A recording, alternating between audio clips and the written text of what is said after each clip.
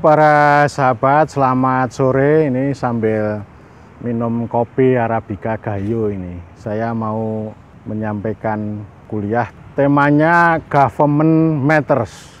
Apa itu Government Matters itu ya? Ya kira-kira bahasa Indonesianya ya pemerintah itu sebagai perkara yang penting lah. Pemerintah sebagai entitas, sebagai institusi yang penting untuk negara, untuk rakyat, untuk bangsa, dan seterusnya. Pemerintah itu siapa? Ya ini bisa kita diskusi panjang, tapi secara singkat maksud saya, ya pemerintah itu kalau menurut Aristoteles ya, dia adalah supreme authority, otoritas tertinggi dalam pemerintah negara. Jadi dia yang paling utama ya. Kalau kita lihat sehari-hari misalnya ada RI1, ada B1, ada AB1, ada H1 dan seterusnya ya. Itu namanya tertinggi gitu. Dalam demokrasi pemerintah itu adalah institusi pemegang kedaulatan rakyat. Dibentuk, memperoleh mandat dari rakyat. Ya, presiden, gubernur, lalu bupati, wali kota, kepala desa itu pemerintah itu. Lalu menteri itu disebut sebagai political appointee ya, pejabat yang ditunjuk oleh presiden. Jadi mereka menjadi bagian dari presiden, menjadi bagian dari pemerintah. Itu yang paling utama ya. Pemerintah itu adalah eksekutif yang memperoleh mandat dari rakyat sebagai pemegang kedaulatan rakyat. Itu bisa diperluas menjadi parlemen, DPR ya, karena mereka itu juga dengan eksekutif itu membentuk undang-undang atau membentuk hukum. Tidak eksekusi tapi legislasi. Nah kalau kita ngomong pemerintahan kan dua itu kan nggak bisa dilepaskan ya. Mau lebih luas lagi, itu namanya administrasi dan birokrasi itu ya. Itu adalah aparat sipil negara, atau saya sebut sebagai negara, relatif permanen, relatif jangka panjang, dan mereka itu duduk nanti diperintah atau di govern, jadi pemerintah itu melakukan governing terhadap negara itu, terhadap birokrasi. Tapi bukan berarti lalu kita memandang bahwa pemerintah itu hanya identik dengan birokrasi, itu salah ya. Jadi kalau birokrasi itu lebih dekat dengan negara. Jadi intinya kalau pemerintah itu milik rakyat, kalau negara itu milik warga. Pemerintah itu dibentuk melalui proses politik oleh rakyat, kemudian pemerintah ini, baik eksekutif, legislatif ini membuat hukum, kemudian dia governing atau memerintah negara, agar negara itu melindungi dan melayani warga. Itu prinsip dasarnya begitu ya. Nah memang kenapa saya mengangkat tema Government Matters ya? Karena kita berdasarkan pada fakta, pada pengalaman, ada beberapa segmen masyarakat yang mempunyai sikap berbeda terhadap pemerintah. Segmen masyarakat yang pertama adalah masyarakat yang sama sekali tidak mengetahui pemerintah. Bahkan tidak mengakui, tidak mengerti atau tidak mengetahui negara, mungkin juga tidak punya KTP, dan tentu tidak pernah berhubungan dengan pemerintah. Ini segmen masyarakat yang hidup di pedalaman atau di laut, dari laut ke laut gitu ya. Ya saya menemukan ada masyarakat di laut baratnya Sulawesi sana itu nggak punya apa-apa ya, hidup sehari-hari mereka nggak pernah berhubungan dengan pemerintah, nggak punya KTP juga. Atau suku Bajo ya hidupnya di laut dari tempat ke tempat itu ya. Waktunya habis banyak di laut gitu ya. Itu yang pertama ya. Yang kedua adalah segmen masyarakat yang sangat membutuhkan pemerintah. Ini rakyat jelata pada umumnya. Mereka membutuhkan pemerintah tetapi barangkali tidak berhubungan secara langsung day to day, hari ke hari dengan pemerintah. Para pekerja sektor informal yang barangkali tidak pernah memperoleh bantuan pemerintah, atau segmen-segmen yang lain yang tidak pernah berhubungan, tidak pernah dibantu oleh pemerintah, itu termasuk dalam kategori ini gitu ya. Meskipun mereka juga menikmati fasilitas publik, misalnya menikmati jalan, menikmati listrik ya, meskipun listrik dengan cara membayar, atau menyekolahkan anak-anak, atau ke rumah sakit dan sebagainya ya. Dan memang itu bisa dibilang itu prestasi terbesar pemerintah, itu kan menyediakan layanan publik itu, kemudian warga itu mengakses. Ada yang bisa mengakses dalam jumlah yang besar, tapi juga ada yang tidak bisa mengakses. Dan ini nanti larinya juga ke persoalan misalnya politik uang ya. Politik uang kalau pas lagi proses pemilihan itu kan rame. Orang mengatakan itu buruk, itu amoral, itu tidak bermoral atau jahat gitu ya. Ada masyarakat yang di mana-mana memasang spanduk, kami menunggu atau kami menerima serangan fajar misalnya. Itu sesuatu yang luar biasa sebenarnya. Nah, orang mengatakan ini buruk ini, kalau saya nanti dulu dong, jangan melihat itu secara moral. Saya justru melihatnya rakyat yang menunggu money politics itu sebenarnya mereka sedang negosiasi dengan elit. Kenapa? Karena hari ke hari hidup mereka itu sama sekali tidak berhubungan dengan pemerintah ya, terutama pada aspek penghidupan, pada aspek mata pencaharian atau memperoleh penghasilan gitu ya. Jadi kayak sektor informal itu kan kelihatan ya. Jadi misalnya ini kisah tentang para pekerja sektor informal yang belum saatnya lalu pulang kampung kemarin ya, atau mudik. Itu istilahnya kalau ada peneliti LIPI namanya itu gambling with the state, berjudi dengan negara ini.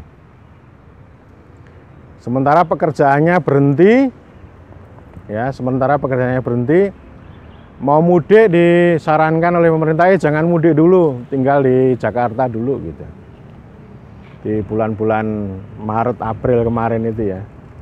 Tapi nyatanya banyak yang pulang kampung karena gambling. Kalau tinggal di Jakarta ya siapa yang mau menghidupi gitu. Sementara kan lambat ini bantuan itu, mungkin lambat, mungkin juga tidak cukup, ya pulang lah. Jadi ini kemarin dibilang ini kelompok yang ngeyel itu ya, ya membutuhkan pemerintah, tetapi antara kebutuhan sama apa yang bisa disediakan, antara supply dan demand, antara demandnya rakyat dengan suplainya pemerintah ini memang tidak ketemu ya. Itu segmen kedua ya. Segmen ketiga adalah segmen masyarakat yang mengingkari pemerintah. Ini terus terang saya tunjuk, ini malah justru para sarjana, para mahasiswa ilmu pemerintahan. Di video-video sebelumnya atau dalam tulisan saya ini, ilmu pemerintahan ini malah justru ilmu yang mengingkari pemerintah. Ini salah kaprah. Ilmu yang justru anti pada politik.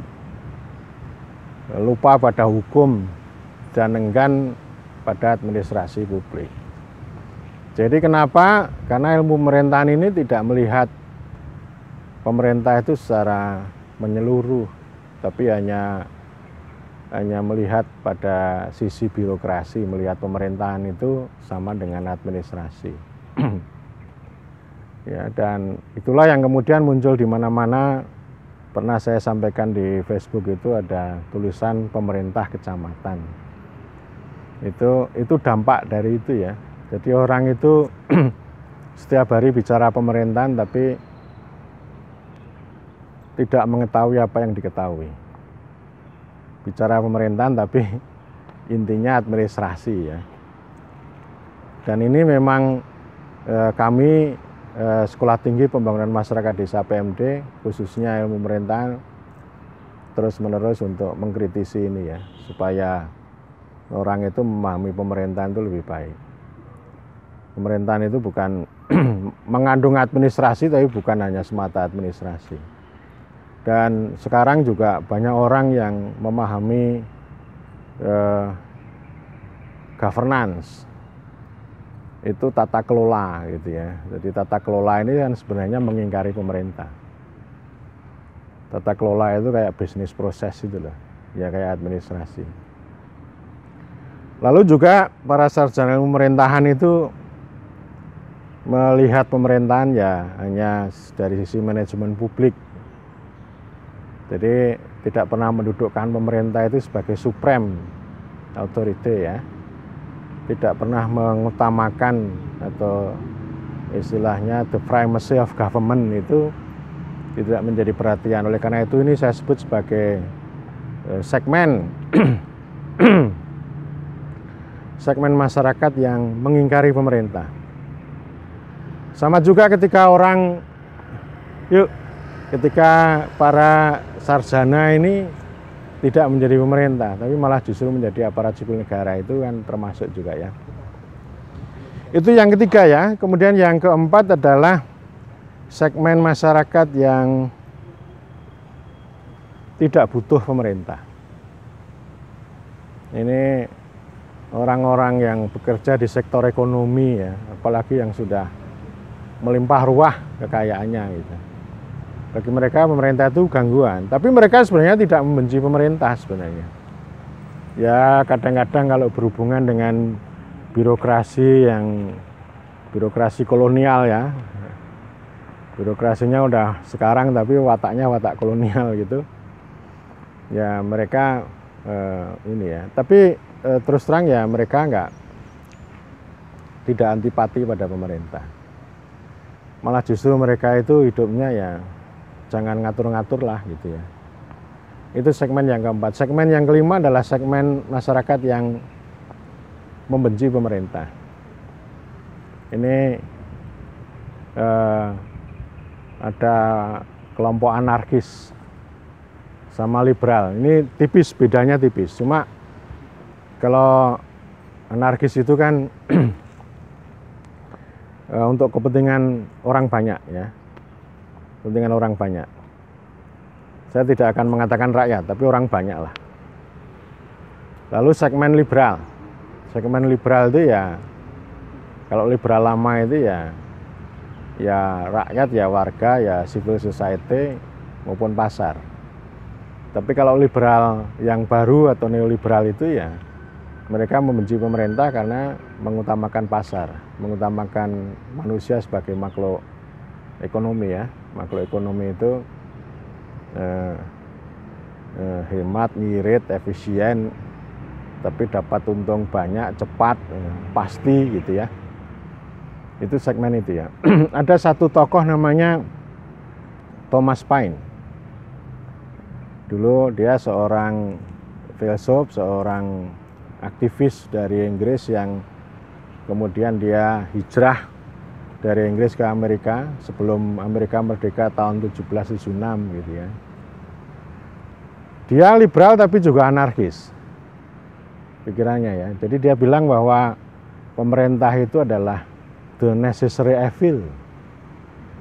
Evil itu apa ya? Kejahatan yang diperlukan gitu ya. Jadi ini yang agak dan itu banyak dikutip, disukai ya. Ada orang yang anarkis, ada orang yang liberal. Cuma kepentingan antara dua kelompok ini memang berbeda.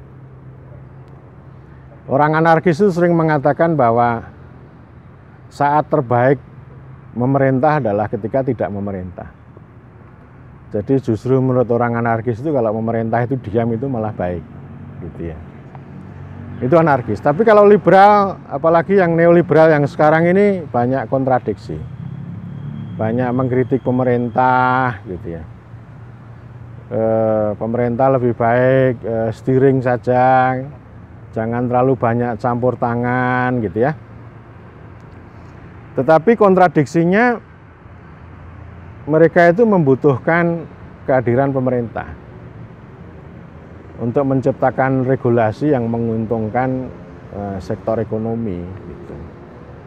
Jadi istilahnya malah justru ini pengen negara besar dengan cara intervensi pemerintah. Apalagi sekarang ya, di dunia ketika korporasi besar ini sedang rapuh karena pandemi ini, gitu. Itu kontradiksinya terlihat. Ketika mereka jaya, mereka menolak kehadiran pemerintah.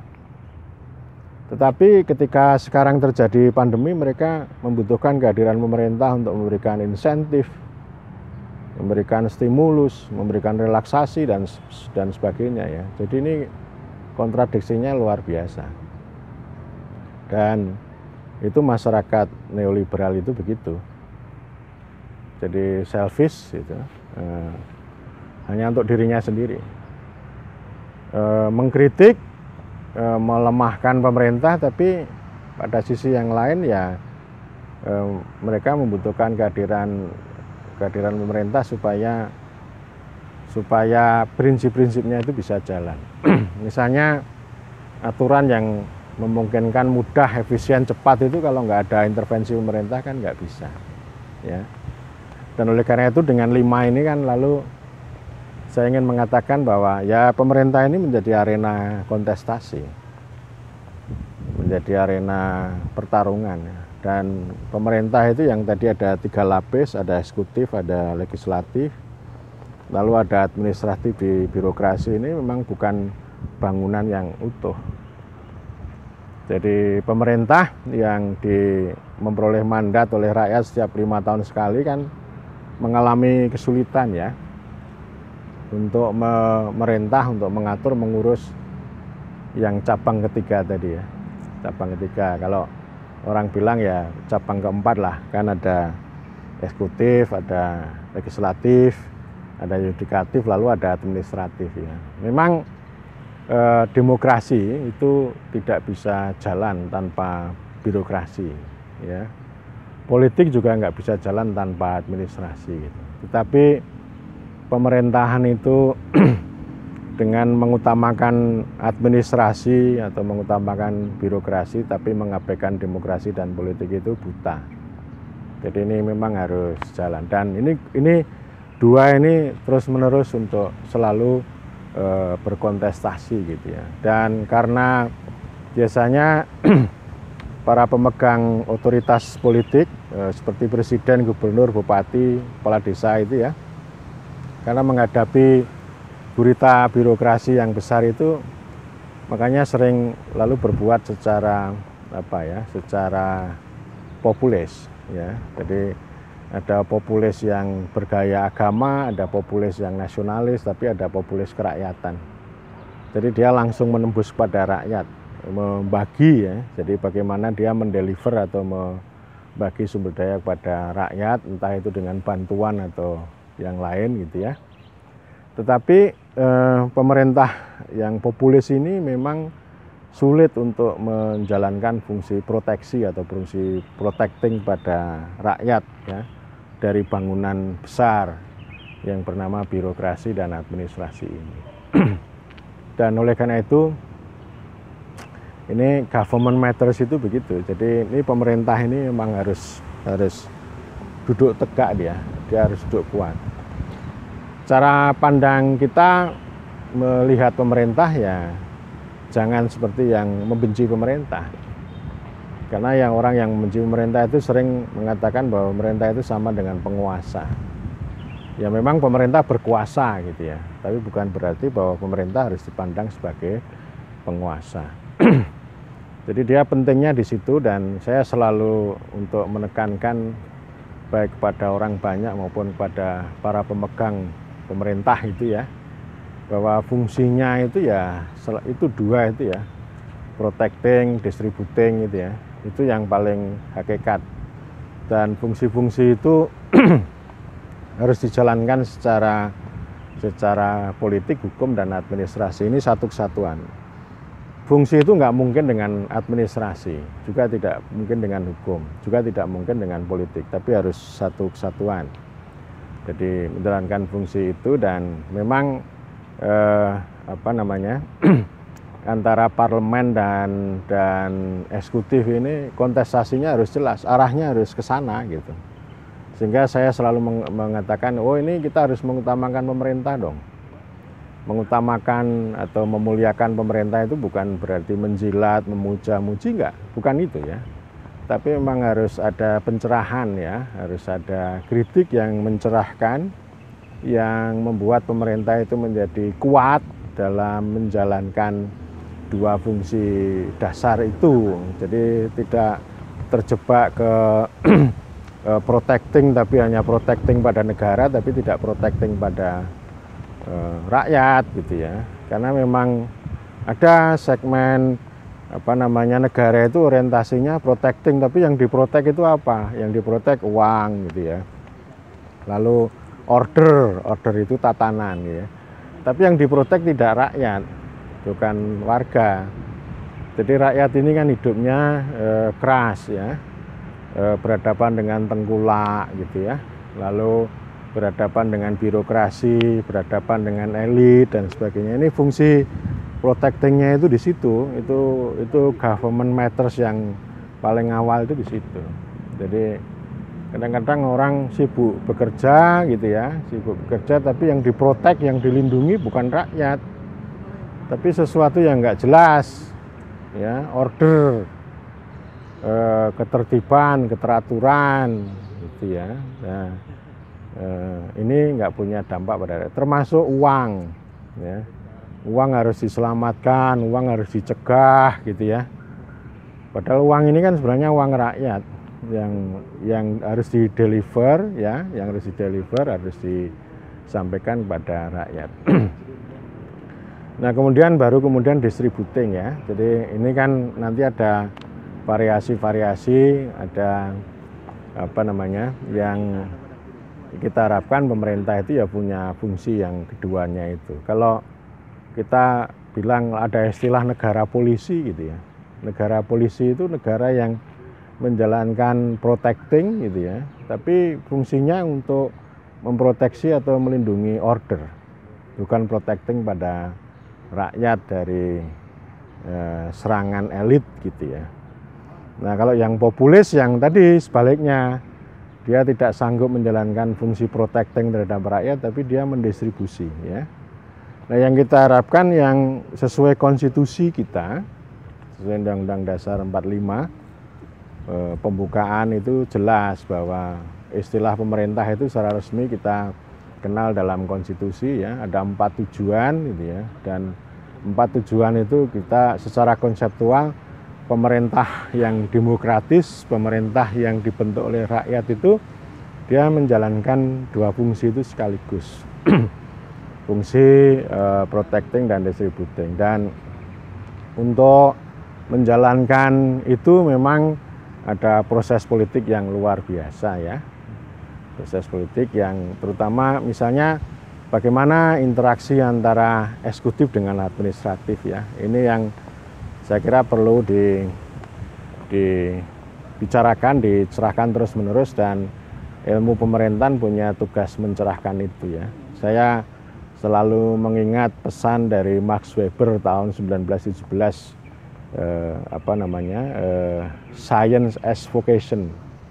Ilmu itu adalah panggilan ya, ilmu itu adalah panggilan. Jadi ilmu bukan hanya untuk ilmunya sendiri, tapi harus dikaji secara kritis apakah ilmu yang kita miliki ini menyeluruh gitu ya. Jadi jangan spesialis, kalau Max Weber kan mengingatkan. Jadi ilmuwan itu jangan spesialis. Nah, kita ini ilmu-ilmu yang mempelajari pemerintahan ini terlalu spesialis, terlalu kecil, ada yang menyukai tata kelola, ada yang menyukai teknologi pemerintahan seperti e-government, seperti digital government gitu ya. Tapi dia mengingkari pemerintah gitu ya. Jadi science as vocation itu ilmu yang mencerahkan dan apa makna mencerahkan ini terus-menerus harus kita cari. Tapi sebenarnya sama dengan pesan Soekarno, itu yang harus terus-menerus kita lakukan ya. Ilmu ilmiah yang amaliyah gitu ya. Jadi ilmu yang amaliyah, amal yang ilmiah gitu ya. Jadi justru itu yang harus terus-menerus kita lakukan dan harus duduk ya. Jadi kita duduk memang karena ada banyak salah kaprah kita di dalam mempelajari, mengkaji gitu ya, termasuk para mahasiswa yang menulis skripsi gitu, itu juga tidak duduk untuk memahami government matters. Terus menerus kami punya mazhab Timoho gitu ya, yang tujuannya untuk itu sebagai ilmu yang amaliyah untuk mencerahkan, dan tentu tujuan kita adalah untuk memperkuat pemerintah supaya tujuan mulia yang sudah digariskan dalam konstitusi itu mengalami progres, mengalami kemajuan yang lebih baik. Demikian, terima kasih, matur nuwun.